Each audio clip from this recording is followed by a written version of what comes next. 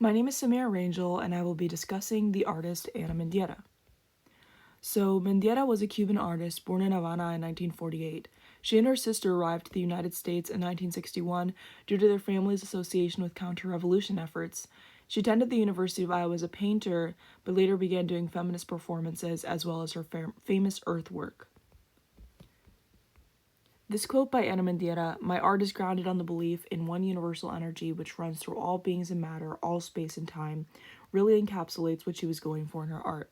Using blood in her artworks, Ana often referenced Afro-Cuban religious themes such as Santeria.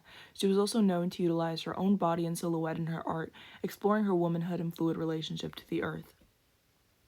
This first piece is a photograph of 3 canvases Ana imprinted blood on using her arms and hands during a performance. Not only does her use of blood circle back to her cultural background, it's also a reference to the female experience, as she uses her own body as a painting tool. The deity Ochun is a female symbol of sexuality that Mendieta mentions a deep connection to. Much of her work, especially these canvases of blood, exemplify this connection. Her work brings attention to female sexual assault and harassment. Her use of blood in these pieces comes from the idea that her previous paintings didn't feel real, as I previously said. Her experimentation comes from desire to further connect with her audience. The shared experience of living inside a woman's body is something many can empathize with, and Mendieta's use of her own can inspire other women to take control over their own sexuality.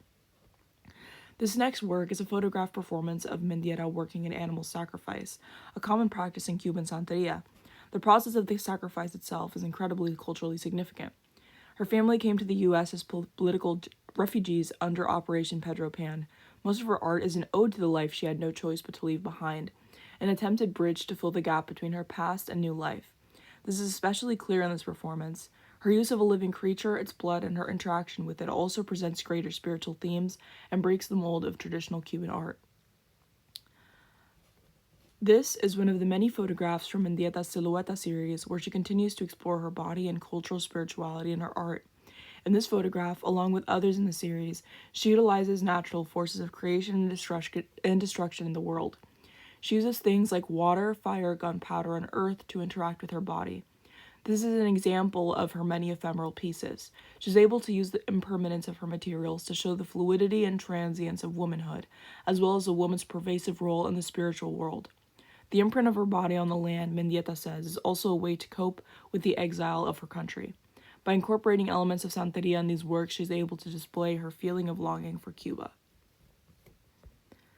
So Mendieta is one of my favorite artists in the world, and if you dig a little deeper in her history, you'll find a lot of really interesting and sad things, so I would definitely recommend doing that.